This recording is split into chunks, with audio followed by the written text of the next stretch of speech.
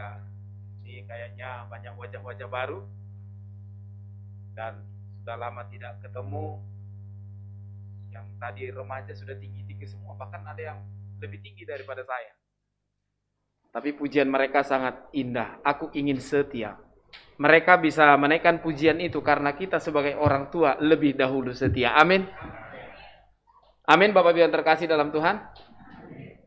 GBA Immanuel itu bisa menjadi jemaat yang independen karena lebih dahulu jemaat GBA Kebenaran itu adalah jemaat yang setia dan menjadi independen, sehingga GBA Immanuel yang tunas GBA Kebenaran bisa menjadi independen. Kami juga memiliki komitmen, walaupun sudah independen, kami akan tetap seperti dahulu, tetap ingin setia memberitakan kebenaran, bahkan ingin mengikuti jejak GBA Kebenaran untuk nanti supaya ada yang diutus menjadi tunas GBA Immanuel. Tentu itulah nanti kebanggaan dari GBA Kebenaran ketika ada cucunya yang lahir dari GBA Immanuel. Amin. Baik, mari kita buka Alkitab kita. Saya ingin mengajak kita membaca dari Perjanjian Lama.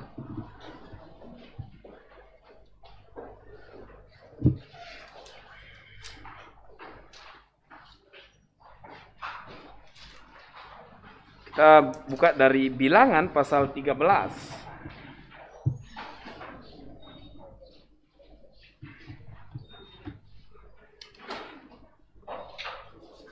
Bilangan pasal 13 ayat 17 sampai Bilangan pasal 14 ayatnya yang ke-10. Karena sebentar lagi kita akan duduk kurang lebih 30 menit, mari kita membacanya sambil berdiri. Kita akan baca secara silih berganti.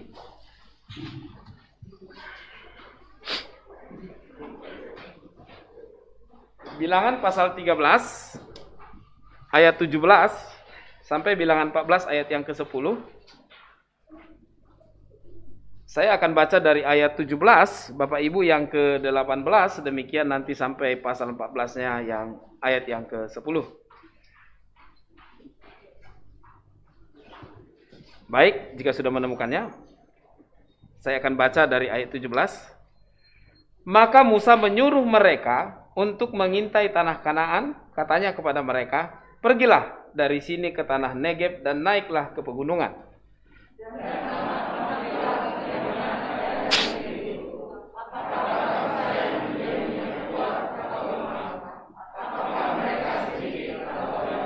Dan bagaimana negeri yang didiaminya? Apakah baik atau buruk? Bagaimana kota-kota yang didiaminya? Apakah mereka diam di tempat-tempat yang terbuka atau di tempat-tempat yang berkubu? Dan bagaimana tanah itu? Apakah umum atau bulus? Apakah ada di sana pohon-pohonan atau tidak? Apakah hatimu dan bawa sedikit dari hasil negeri itu? Waktu hidupnya dalam musim buruk dan sakit. Mereka pergi ke sana, lalu mengintai negeri itu mulai dari padang gurun Zin sampai ke Rehob, ke jalan yang menuju ke Hamat.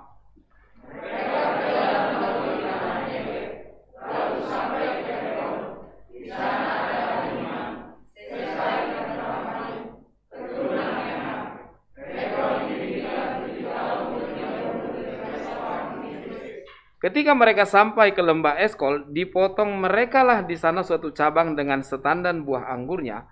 Lalu berdualah mereka menggandarnya, juga mereka membawa beberapa buah delima dan buah ara.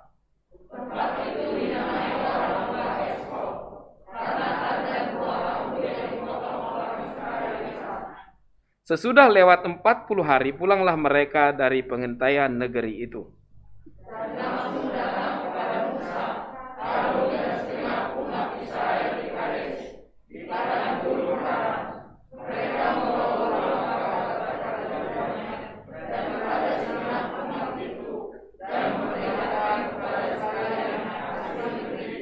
Mereka menceritakan kepadanya, kami sudah masuk ke negeri kemana kau suruh kami.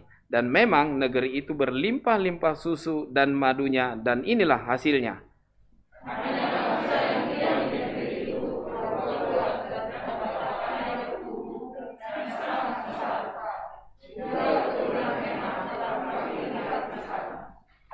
Orang Amalek diam di tanah Negeb, orang Het, orang Yebus, dan orang Amori diam di pegunungan, orang Kanaan diam di sepanjang laut dan sepanjang tepi sungai Yordan.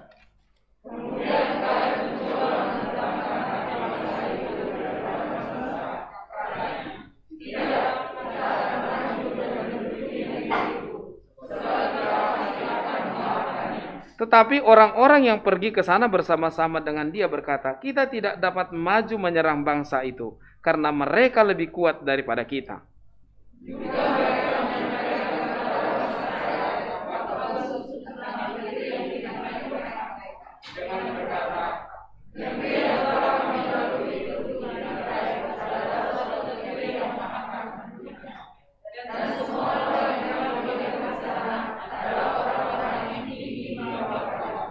Juga kami lihat di sana orang-orang raksasa, orang enak yang berasal dari orang-orang raksasa. Dan kami lihat diri kami seperti belalang, dan demikian juga mereka terhadap kami.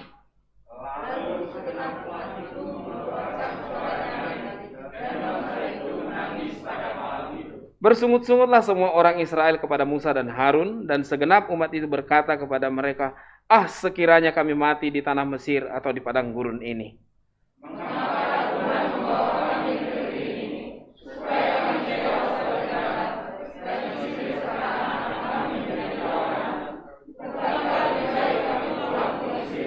Dan mereka berkata seorang kepada yang lain, baiklah kita mengangkat seorang pemimpin, lalu pulang ke Mesir.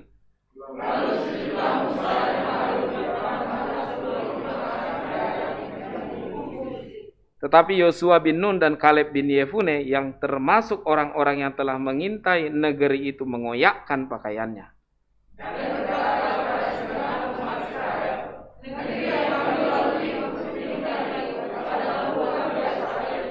Jika Tuhan berkenan kepada kita, maka Ia akan membawa kita masuk ke negeri itu dan akan memberikannya kepada kita, suatu negeri yang berlimpah-limpah susu dan madunya.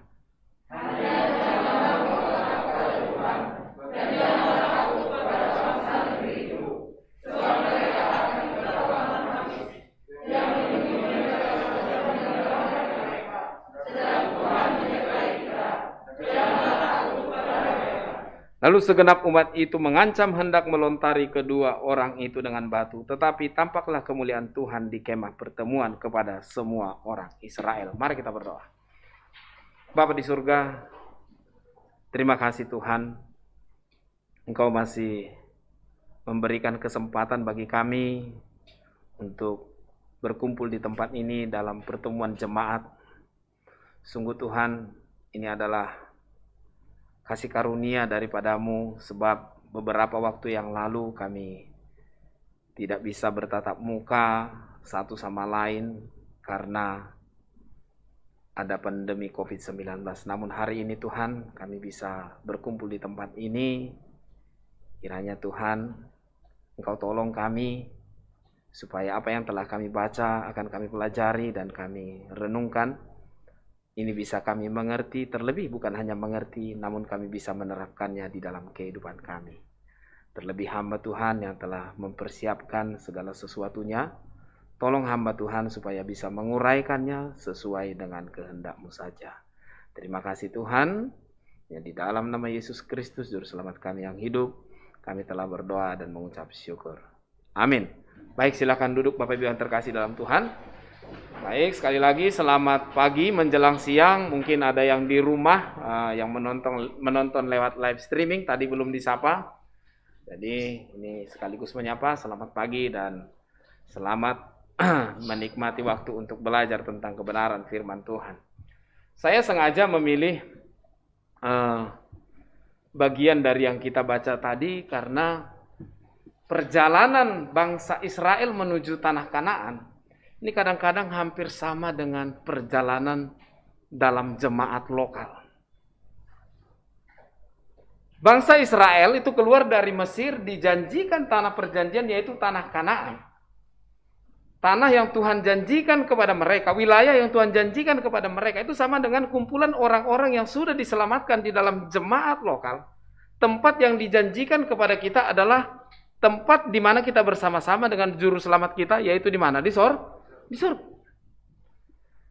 perjalanan di dalam jemaat lokal, ya katakanlah GBI Immanuel yang baru independen, berarti dulunya adalah Tunas, itu hampir sama dengan perjalanan bangsa Israel ini menuju tanah Kanaan.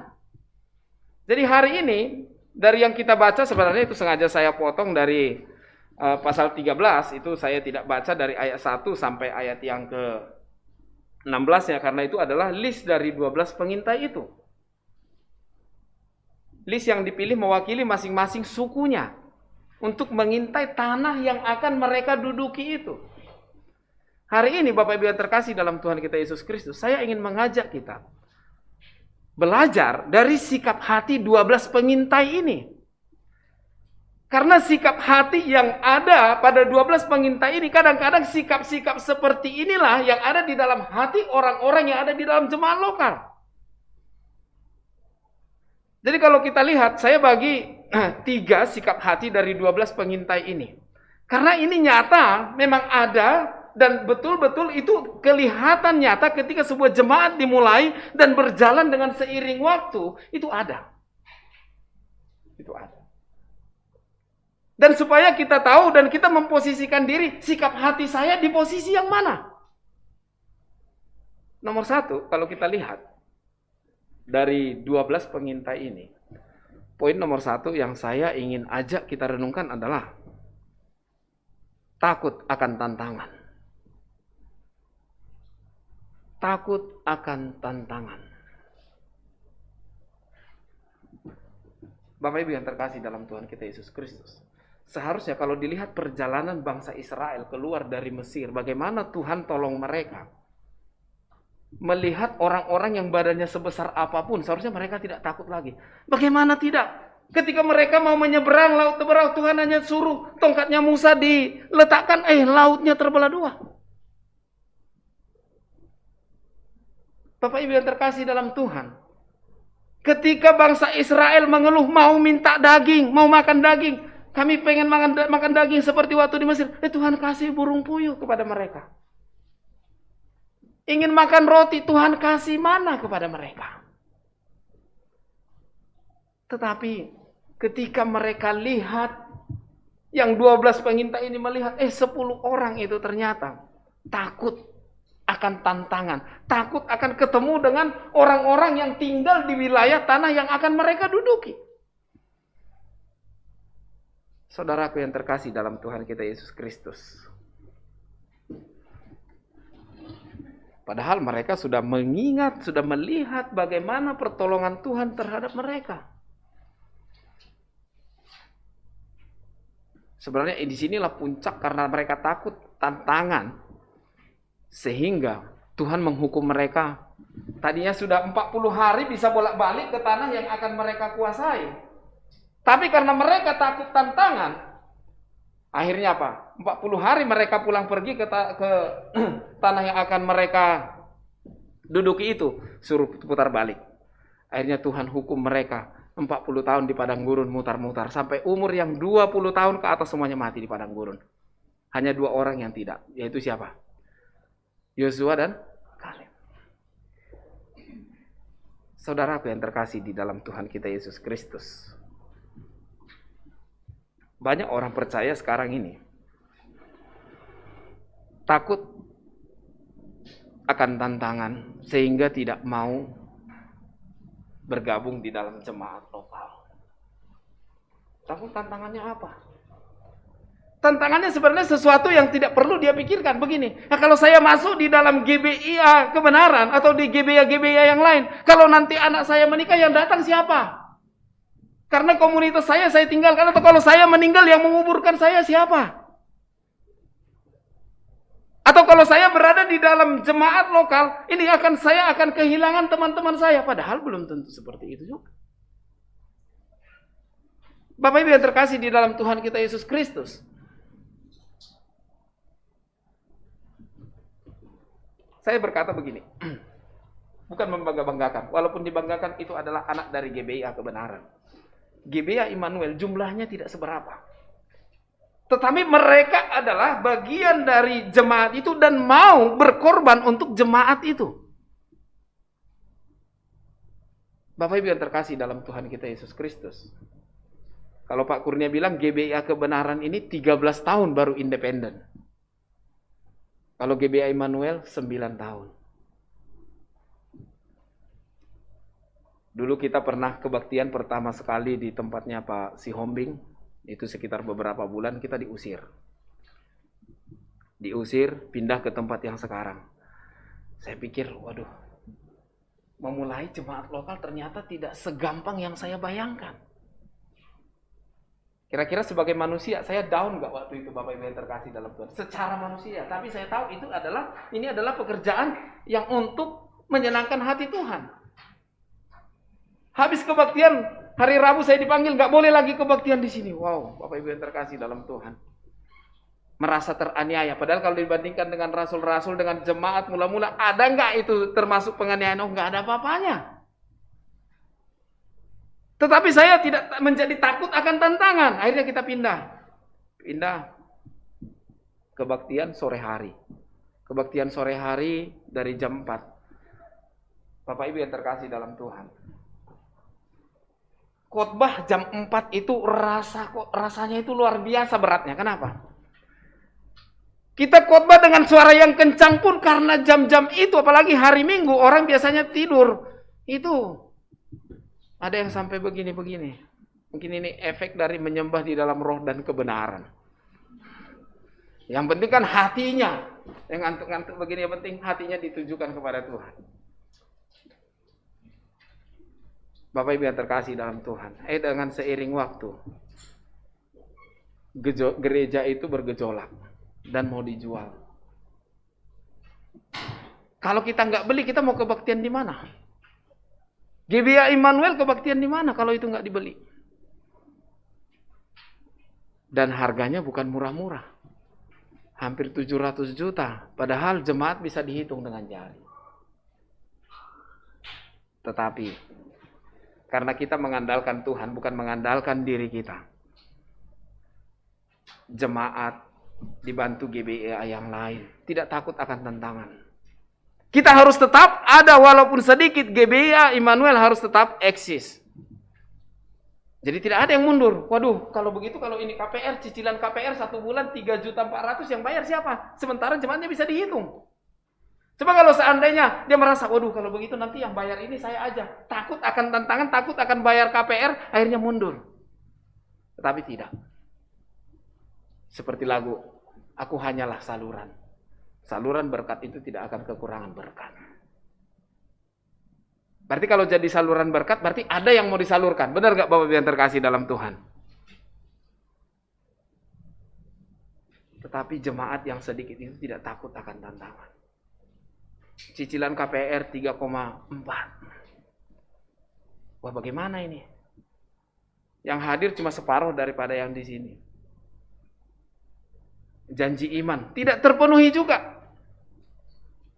Tapi tidak ada yang sampai mundur dari jemaat karena apa? Dibuat janji iman. Waduh, gaji saya cuma sekian, bayar janji iman sekian. Enggak ada yang akhirnya takut tantangan keluar duit ekstra. Enggak, tetap setia di dalam kebenaran. Tidak cukup juga kita jalankan persembahan kedua. Kadang-kadang kita telepon Pak Kurnia supaya dibantu. Bapak Ibu yang terkasih dalam Tuhan kita Yesus Kristus. Dalam perjalanan jemaat lokal itu sama seperti keadaan bangsa Israel 12 pengintai ini. Ternyata ada yang 10 itu takut akan tantangan. Tetapi di dalam jemaat lokal perjalanan kita akan menuju tempat di mana kita selama-lamanya di sorga. Tantangan itu justru kita harus hadapi. Kalau ada orang lain yang bisa mundur, maka orang yang lainnya juga bisa mundur. Dia bisa mundur, saya juga bisa. Tetapi kita tidak seperti itu. Kita akan tetap maju di dalam kebenaran. Amin. Jangan pernah takut tantangan. Supaya tidak takut menghadapi tantangan, bagaimana caranya? Ingat pertolongan Tuhan yang sudah kita dapatkan, yang sudah kita peroleh selama ini. Kita lihat bagaimana pertolongan Tuhan sampai detik kita ada sekarang ini. Nah, bangsa Israel 12 pengintai itu, yang 10 itu khususnya, mereka melupakan bagaimana pertolongan Tuhan sampai mereka akan masuk ke dalam tanah Kanaan. Mereka melupakan itu, padahal Allah itu sungguh-sungguh mengasihi mereka. Gimana tidak? Musa pergi ke atas sebentar doang. Mau menghadap Allah, menghadap Tuhan. Bangsa Israel di bawah itu bikin ilah mereka sendiri, dibuat anak lembu emas. Dan berkata, inilah Allah yang membawa kita keluar dari Mesir. Bapak Ibu yang terkasih dalam Tuhan, dibuat dalam bentuk anak lembu emas. Tapi Allah masih tetap menuntun mereka kepada tanah perjanjian walaupun mereka melakukan pemberontakan seperti itu. Kalau di sini nggak usahlah dibuat jadi lembu emas. Ada teman kita ini, ada papan tulis, digambar, buat tanduknya dua atau hidungnya mancung. Ini gambar kamu. Tersinggung nggak dia? Pasti dia bilang, wah sembarangan aja, ganteng-ganteng begini kamu bilang itu saya. Nah, bangsa Israel, mereka buat anak lembu emas. Mereka bilang, inilah Allah yang membawa kita keluar dari Mesir. Tapi karena Allah Maha Kasih dan Tuhan sudah menjanjikan tanah Kanaan kepada mereka, walaupun pemberontakan itu ada, mereka tetap dibawa ke sana. Jadi saudaraku yang terkasih dalam Tuhan, nomor satu yang perlu kita pelajari dari sikap hati 12 pengintai itu, mereka takut akan tantangan. Kita yang ada di tempat ini adalah orang yang tidak takut tantangan, karena itulah kita ada di dalam jemaat lokal, terutama khususnya di sini yang menjadi bagian dari GBA kebenaran. Amin. Amin. Kalau takut tantangan, pasti nggak mau di sini. Wah, mendingan di sana, nyaman. Tempatnya sudah nyaman, semuanya sudah settle dengan baik. Nggak perlu capek-capek lagi saya ngapa-ngapain, tinggal datang. Minggu lalu saya katakan begini, di jemaat GBA Immanuel. Karena apa seseorang datang ke tempat ini? Hanya dengan hal itu dia bisa dipertahankan berada di GBA Immanuel. Karena apa seseorang datang ke tempat ini, ke GBA kebenaran, hanya dengan hal itu dia bisa dipertahankan di tempat ini. Makanya sebenarnya paling susah untuk menarik orang yang keluar dari GBA supaya masuk lagi ke dalam GBA itu paling susah. Kenapa? Tadinya dia masuk ke dalam GBA itu karena kebenaran. Sekarang kalau dia keluar, bagaimana? Karena apa lagi kita tarik dia? Kebenaran, dia udah tahu kebenaran. Jadi kalau datang ke sini karena pasangan hidup, kalau pasangan hidupnya tidak dapat, dia tidak mendapatkan pasangan hidupnya, dia akan pergi. Kalau datang ke sini karena sumbangan, kalau sumbangan nggak ada, pasti dia akan pergi. Tapi kalau datang ke sini karena kebenaran, selagi kebenaran dikumandangkan di tempat ini, maka dia akan tetap berada di tempat ini. Amin. Anda di tempat ini karena apa? Karena kebenaran. Amin. Jadi selagi kebenaran dikumandangkan di GBIA kebenaran dan GBIA yang lainnya, Anda akan tetap di dalam GBIA. Mau apapun tantangannya. Saudaraku yang terkasih di dalam Tuhan kita Yesus Kristus. Itu sikap hati yang pertama. Takut akan tantangan. Bapak Ibu yang terkasih dalam Tuhan kita Yesus Kristus. Banyak orang karena takut akan tantangan, akhirnya tahu gereja yang benar, tapi tidak menjadi bagian dari gereja yang benar. Banyak orang karena takut akan tantangan, tahu gereja yang alkitabiah, tapi tidak ada di dalamnya. Karena apa? Waduh, nanti saya dikucilkan. Dan banyak alasan-alasan lain yang dikemukakan. Kalau saya pergi ke GBIA, saya kehilangan teman-teman saya dikucilkan. Dan segala macam alasan yang bisa dibuat oleh manusia. Itu yang pertama. Yang kedua, sikap hati yang bagaimana? Ini yang paling parah Bapak Ibu yang terkasih dalam Tuhan. Kalau kita baca di dalam ayat yang ke-28 dan 30, coba kita lihat. Pasal 13.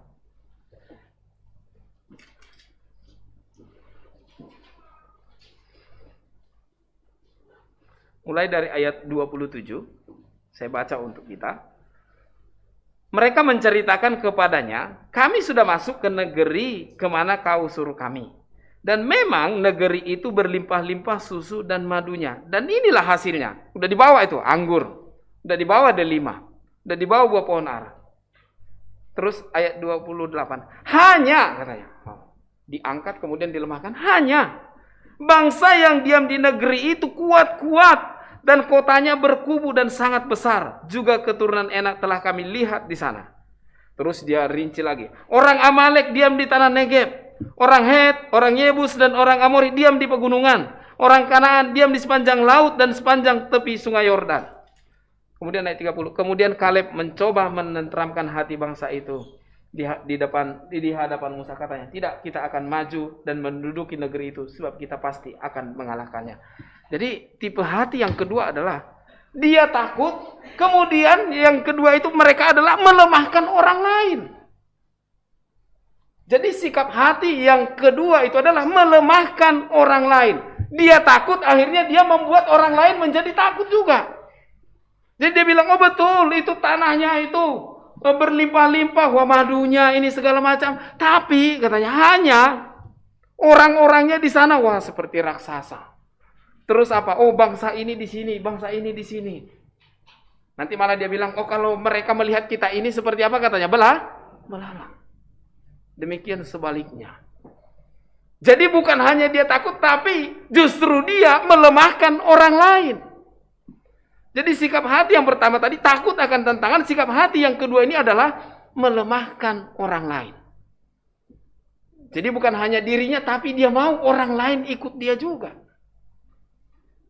Bapak Ibu yang terkasih dalam Tuhan. Sesudah mereka yang 10 ini berkata begitu, hati bangsa Israel ini langsung berubah. Langsung lemah.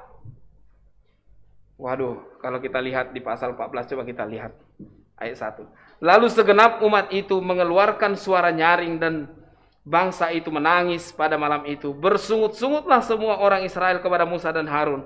Dan segenap umat itu berkata kepada mereka, sekiranya kami mati di tanah Mesir atau di padang gurun ini, mengapakah Tuhan membawa kami ke negeri ini? Supaya kami tewas oleh pedang dan istri serta anak-anak kami menjadi tawanan? Bukankah lebih baik kami pulang ke Mesir? Dan mereka berkata kepada yang lain, baiklah kita mengangkat seorang pemimpin lalu pulang ke Mesir.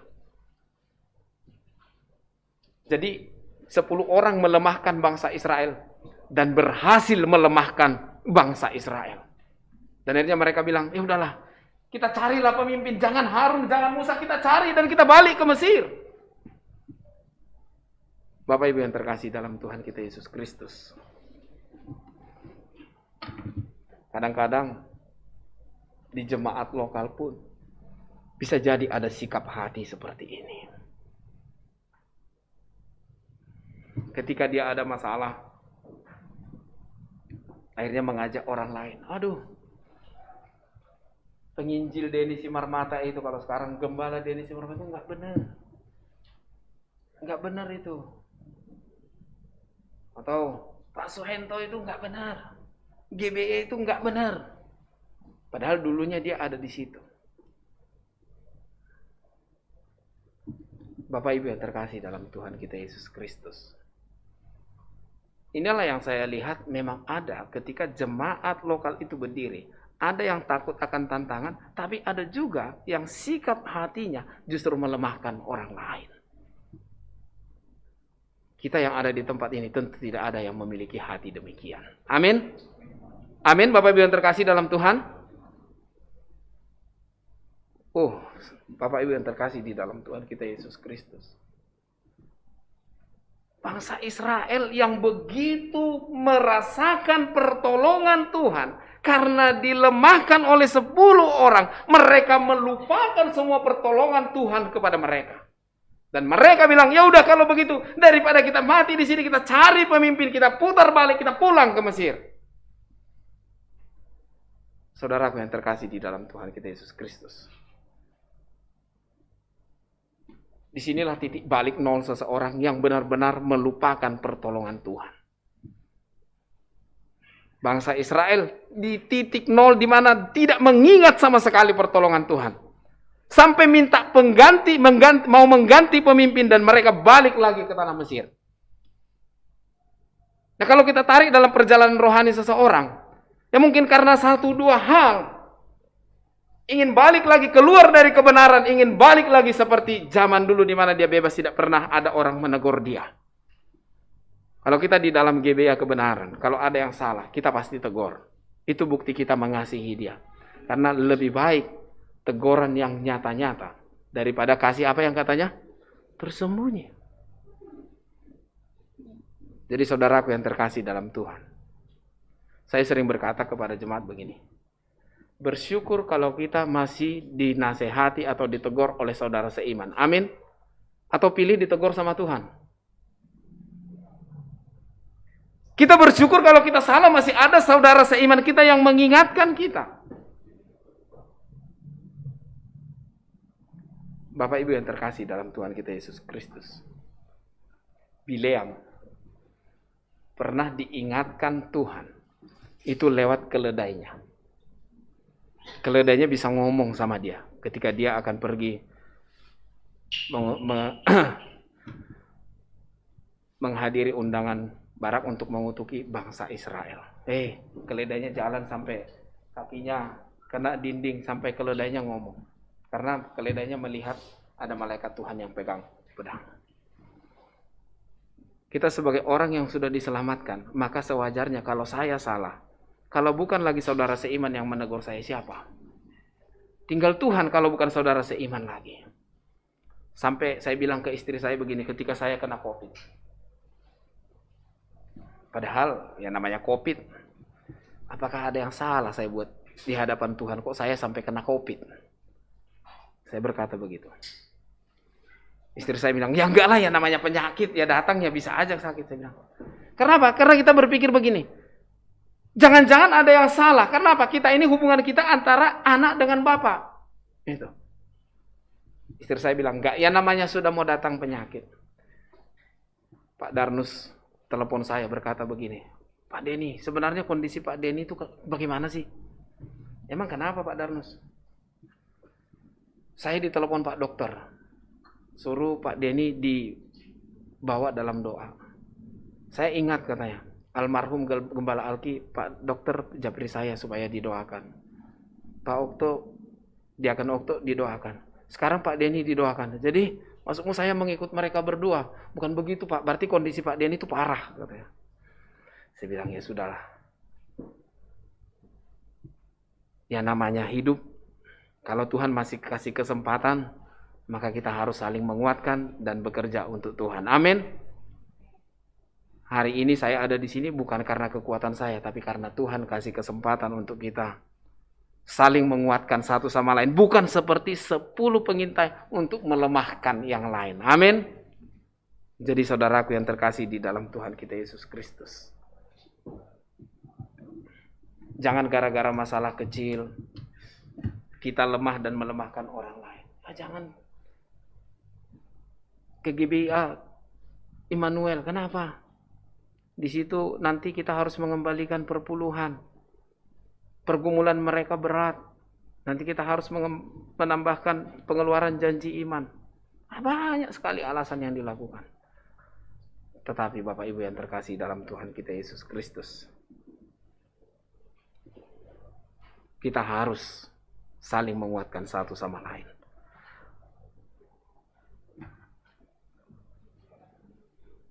Bapak Ibu yang terkasih di dalam Tuhan kita Yesus Kristus, 10 pengintai ini ada 2 sikap hati mereka yang tidak baik. Nomor 1 takut tantangan, yang kedua melemahkan orang lain. Berarti kalau begitu kita yang harus yang bagaimana? Ternyata ada 2 yang memberikan contoh yang baik kepada kita, yaitu Yosua, demikian juga Kaleb. Mereka selain tidak takut tantangan, mereka menguatkan bangsa Israel.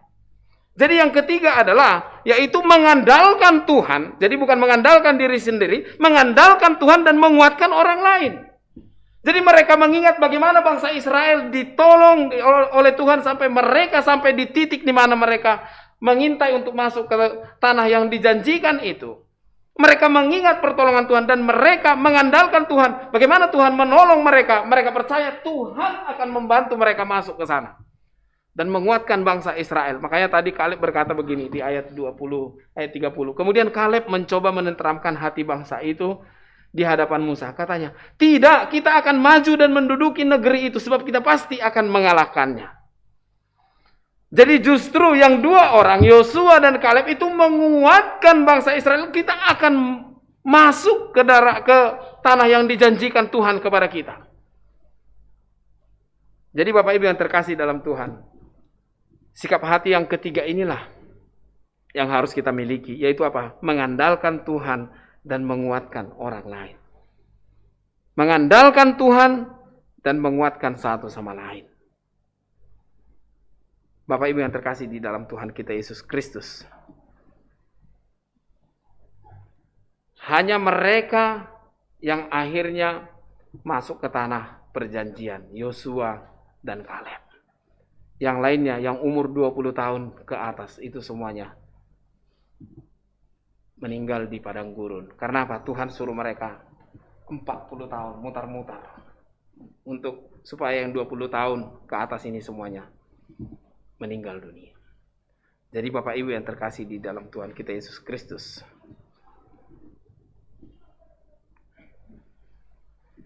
GBIA Immanuel itu bisa sampai independen, itu tentu karena mengandalkan Tuhan.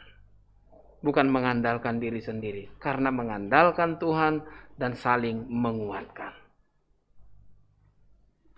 Bapak Ibu yang terkasih dalam Tuhan, kalau mengandalkan diri sendiri, bisa stres sendiri pemimpinnya. Bentar lagi nih cicilan KPR, duitnya belum ada. Tetapi karena kita mengandalkan Tuhan, justru ada yang dipakai oleh Tuhan jadi saluran berkat. Sehingga pada waktunya semuanya tercukupkan. Jadi Bapak Ibu yang terkasih di dalam Tuhan kita Yesus Kristus, marilah kita sama seperti dua pengintai yaitu Yosua dan Kaleb. Mengandalkan Tuhan dan saling menguatkan. GBIA Immanuel menjadi independen bukan berarti akhirnya GBIA kebenaran tidak ada beban lagi. Justru bebannya makin tambah. Apalagi sekarang ada tunasnya lagi di Cirebon. Benar nggak Bapak Ibu yang terkasih dalam Tuhan? Saya berkata begini, pergumulan di dalam jemaat itu sama seperti begini. Itu senang, olahraga. Kenapa? Kalau kita tidak bisa mengangkat beban yang kecil, bagaimana kita bisa nanti mengangkat beban yang besar? Kalau kita tidak bisa menyelesaikan perkara yang kecil, bagaimana Tuhan percayakan perkara yang besar? Jadi Bapak Ibu yang terkasih dalam Tuhan kita Yesus Kristus, yang tidak bisa habis itu sebenarnya adalah tenaga. Tenaga itu kalau makin dipakai, otot itu makin dipakai, makin kuat bisa diangkat bebannya. Makanya kalau orang sakit akhirnya tidak dipakai, tenaganya tidak, ototnya nggak dipakai, jadinya tenaganya nggak ada, malah tangannya mengecil.